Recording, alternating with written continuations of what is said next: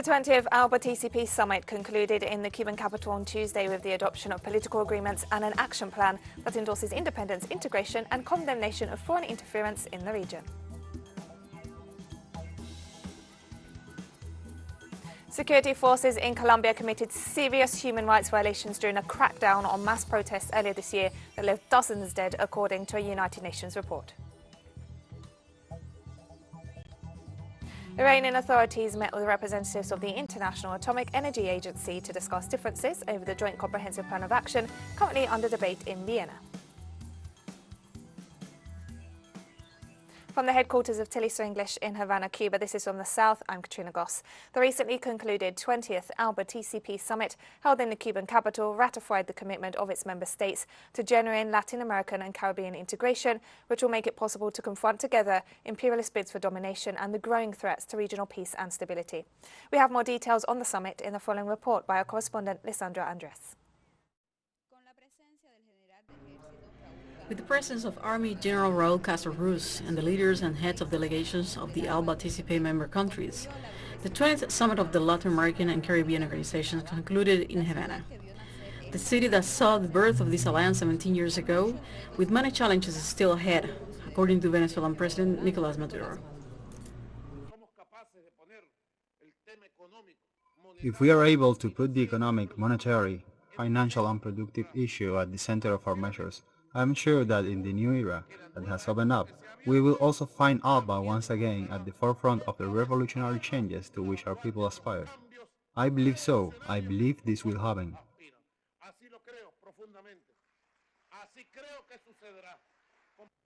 In delivering the conclusions of the 20th ALBA-TCP summit, Cuban President Miguel Díaz-Canel condemned the so-called democratic summit held virtually and unilaterally organized by the United States government.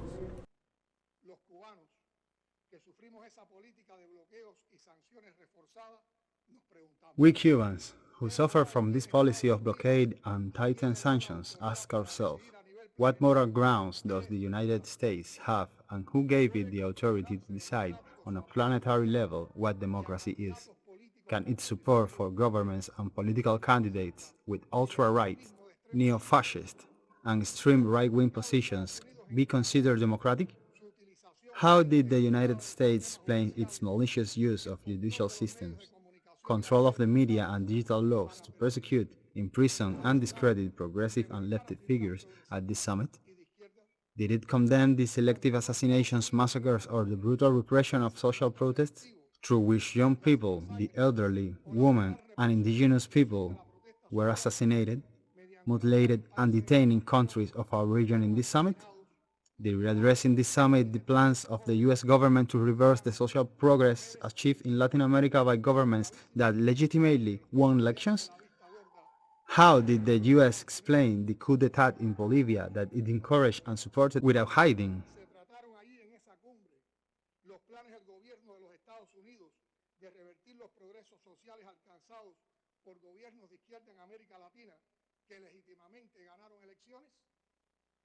¿Cómo explicó Estados Unidos el golpe de Estado en Bolivia que fomentó y apoyó sin esconderse?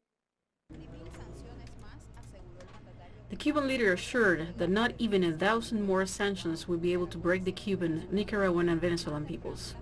Earlier in the day, during the summit debates, the 10th ALBA-TCP member states agreed that unity is the only way to achieve progress in the region on economics and health issues.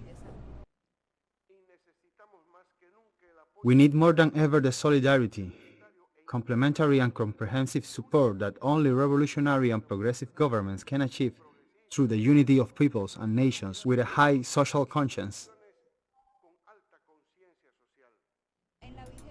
The 20th ALBA-TCP summit adopted political agreements and an action plan that endorses its independent course for integration and against United States interference. This was the consensus reached by the leaders and representatives of the nations that give life to the Bolivarian alternative. With the performance by the children's theater company La Colmenita, they ratified that ALBA-TCP is an alliance to build the alliance of dreams and utopia, an alliance for peace. The 19th edition of the series of talks entitled Cuba in the Foreign Policy of the United States of America began in Havana this Wednesday.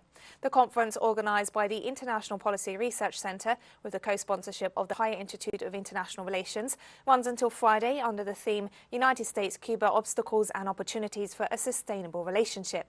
This series of talks has become an annual space for academic exchanges in which Cuban, US and Latin American researchers, professors and specialists have examined and discussed the main characteristics of the United States foreign policy towards Cuba and the complex interaction between the two countries. This edition takes place amid deteriorating bilateral ties and a tightened blockade with a marked impact on the Cuban population.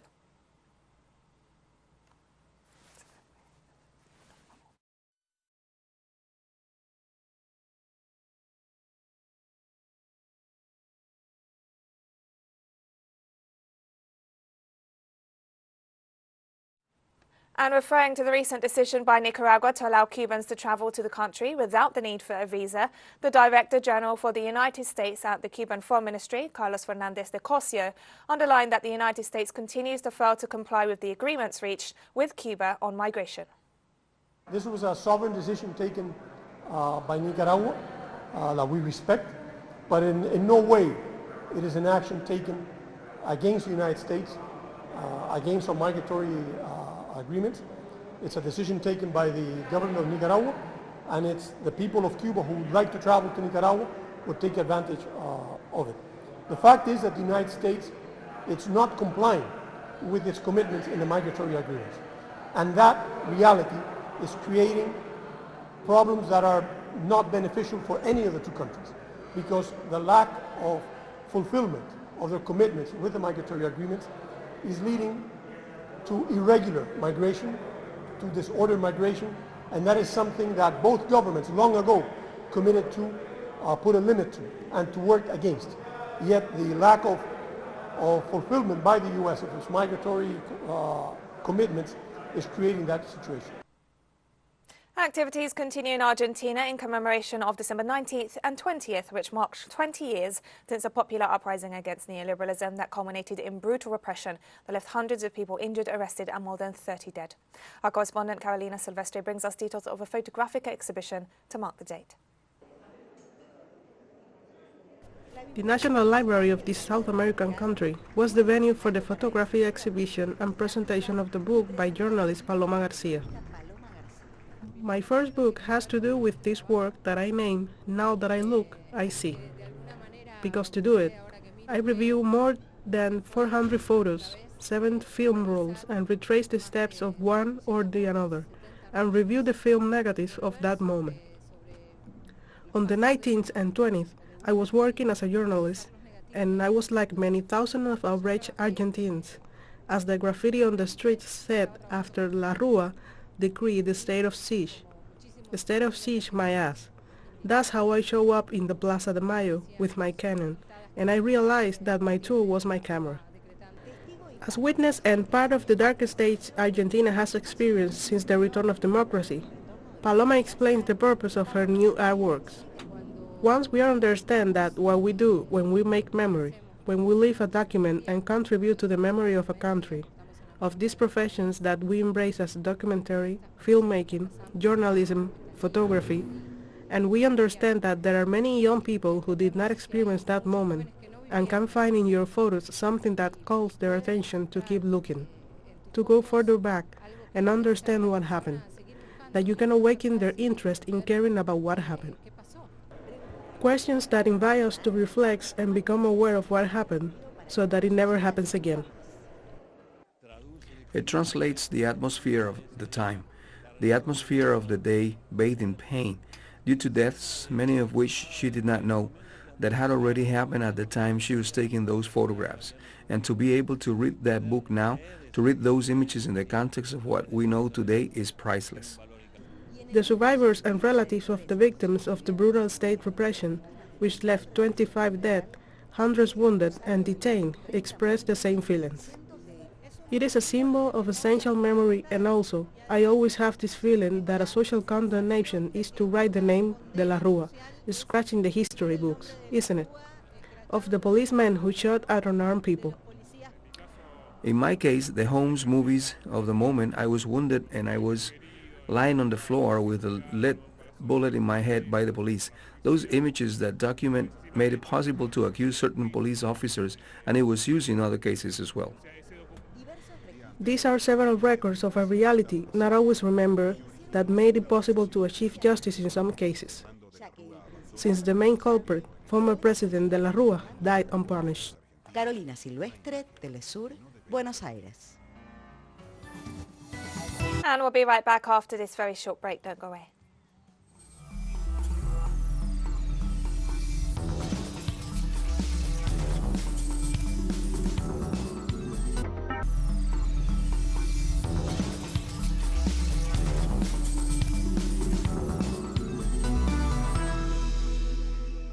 Welcome back to From the South. Security forces in Colombia committed serious human rights violations during a crackdown on mass protests earlier this year that left dozens dead, the United Nations said in a new report published this Wednesday, while urging the government to reform how it polices protests.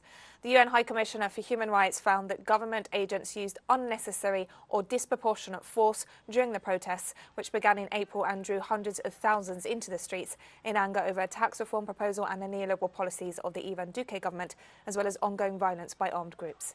The 63-page report found that state security forces were guilty of murder, arbitrary detentions, sexual and gender-based violence, and acts of discrimination and racism. Of the documented deaths that occurred during the national strike mobilizations, 76% of the victims died from gunshot wounds, with reasonable grounds to believe that police were responsible for at least 28 deaths and that at least 10 involved members of the notorious Mobile Anti-Riot Squad.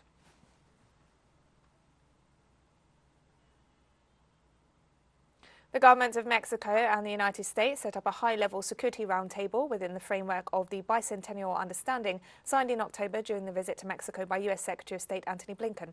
We have more details with our correspondent, Eduardo Martinez. A high-level meeting held between Mexico and U.S. officials marks the beginning of a new stage in security cooperation between the two countries. There are different types of cooperation. What we hope for is to have an alliance, and for that, trust is required and operating with mutual respect.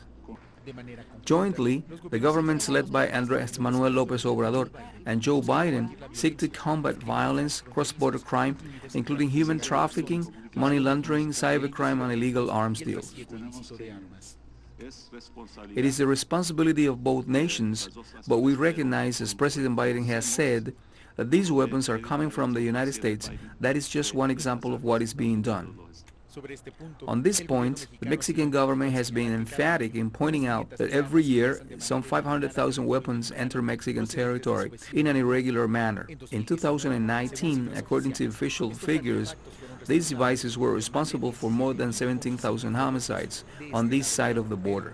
For this reason, they explain they will work in 5 working groups to address these and other situations that put the integrity of citizens at risk. Together we can identify and dismantle human smuggling and trafficking organizations, achieve longer sentences for those involved in these crimes, prosecute corruption cases linked to organized crime, and weaken the capacity and supply of organized crime.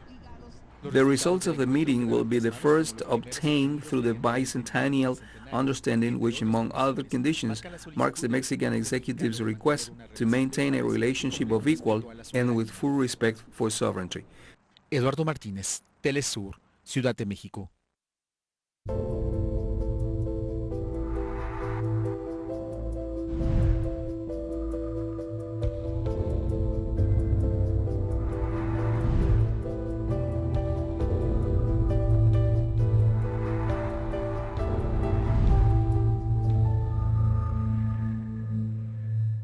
Spain began vaccinations of children aged 5 to 11 against COVID-19 as the European Union's health agency warned that immunisation alone would not stop the rapid rise of the Omicron variant of the virus. The push to vaccinate younger children was lent fresh urgency by the rapid spread of the heavily mutated Omicron variant, which the EU has warned could be dominant in Europe by mid-January. Spanish Prime Minister Pedro Sanchez said he hoped his country, which already has one of Europe's highest COVID-19 vaccination rates, would become an example for the world with its immunisation campaign for 5 to 11-year-olds. The country has around 3.3 million children in the age group. think this is so good because now the children are the focal point, because grown-ups are vaccinated. In other countries, even in Latin America, they are also vaccinating children, so I think we couldn't be behind in this vaccination issue. I was waiting so that they could be vaccinated. It seems to me that children have to enter in the process of immunization. I think it is very important, so as soon as I could, I have come to vaccinate her. There are parents with their doubts about where they have to make an appointment, if they have been given an appointment for the second dose, what they have to give the child, or what can happen if they have a headache. Well, the logical thing. The side effects that the vaccine can have, and we're already explaining this to them, these are the same as for the adults. The United Kingdom is expanding its vaccine programme as the government rushes to attempt to curb the record spread of the virus. The highest ever daily number of COVID-19 cases since the pandemic hit the country last year was reported this Wednesday. The arrival of the Omicron variant has sent cases spiralling, with the daily total overtaking the previous highest figure of January as the Alpha variant spread. The British government has faced widespread criticism of its handling of the pandemic, with slow action and confusing messages blamed for tens of thousands of avoidable deaths.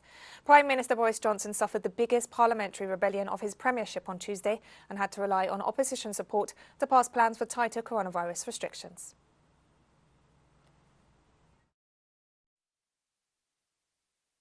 I mean, everyone, we have like crazy queues outside, but we are trying to manage to get everyone vaccinated, especially with the first doses, which is really, really important, as well as the boosters.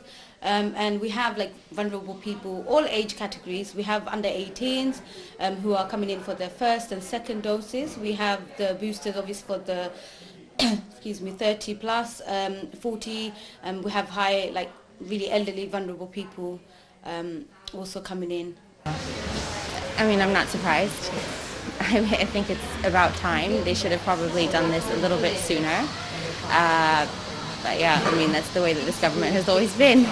Sort of slow to react and then vague with their descriptions and then changing their minds like every 24 hours. So the minute that they opened it up to the over 30s, I just went straight in. I'm not waiting.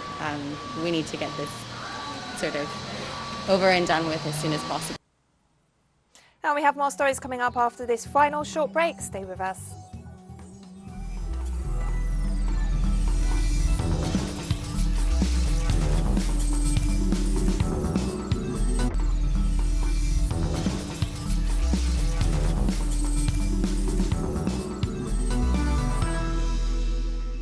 Welcome back to From the South. After meeting with the International Atomic Energy Agency, Iranian authorities assured that there is an understanding to narrow the differences between the two sides. In comments at the conclusion of the talks, a Foreign Ministry spokesman noted that a positive deal had been reached with the international agency that could allay the concerns that have been raised about Iran's nuclear development program. The agreement will also result in a continuation of mutual cooperation between Iran and the UN nuclear agency. Iranian authorities have reiterated on several occasions that the success of the Joint Comprehensive Plan of Action currently under debate in Vienna depends on the lifting of the unilateral and coercive measures illegally imposed on the country by the United States. Russian President Vladimir Putin and his Chinese counterpart Xi Jinping met on Wednesday via video conference, underlining their strong alliance amid the deteriorating relations with the West. The two heads of state praised the new model of cooperation between their countries based on principles such as non-interference in each other's internal affairs, respect for each other's interests, and the determination to turn their shared border into a belt of peace and good neighbourliness, as noted by President Putin. The Russian president also highlighted that his nation invariably supported China on issues of international sports cooperation, including rejection of any attempts to politicise sports and the Olympic movement.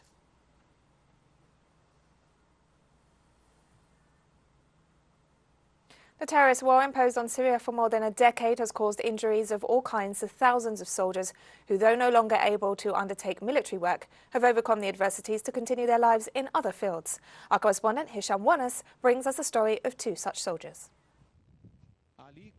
Ali, a colonel in the Syrian Arab army, was wounded 5 times in different parts of his body while on duty in the fight against terrorist gangs. The last wound changed the course of his life by mutilating one of his legs. With a will of steel, he managed to face the physical disability and return to fight in defense of his homeland, but this time in the agricultural field, one of the main pillars of the Syrian economy in the face of Western economic warfare. I can offer something because even when I can no longer fight on the battlefield, I can be useful farming, and so I continue with my life and work planting different crops with my family and friends, all united to produce again and get ahead in this sector of vital importance for the recovery of the homeland. Just as he achieved great things at the military, he now strives to serve his local people, both in farming and in the logistical work needed in the fields, such as widening roads, installing irrigation canals, and drilling wells, and I am honored to be part of his volunteer work team. In the meantime, a terrorist gun attack caused a severe chest injury to a soldier, Ahmad, a sniper in the Syrian Arab Army. This is a man injured in the war who, with strong will, high morale, and the support of his friends, set up a cafeteria for passengers on the highway that connects the coastal provinces of Tartus and Latakia, where he also regains his artistic talent with wood engraving, something he aspires to get international recognition. Due to my injury, I cannot do any hard work, and in this situation my friends helped by offering this place to develop my artistic talent as a painter, and at the same time sell coffee to the passengers, but drawing is my main project. With patience and dedication I will be able to develop and expand it. I am proud of my friend who proved that with willpower nothing is impossible, because Ahmad made the most of his physical disability to develop his artistic talent, and I am sure he will get far. The stories of Ali and Ahmad are a summary of the story of thousands of wounded soldiers of the Syrian Arab Army who, despite receiving all the support of the country's military institution and gratitude for their performance on the battlefield, refused to remain active and take part in the enormous work the government and citizens are undertaking in all fields for the recovery of Syria. هشام والنوس teleSUR Tartus, Syria. And we've come to the end of this news brief. Remember, you can find these and many other stories on our website at telesurenglish.net. You can also follow us on social media for all the latest news. We're on Facebook, Twitter, Instagram and Telegram. For TeleSUR English, I'm Katrina Goss. Thank you for watching.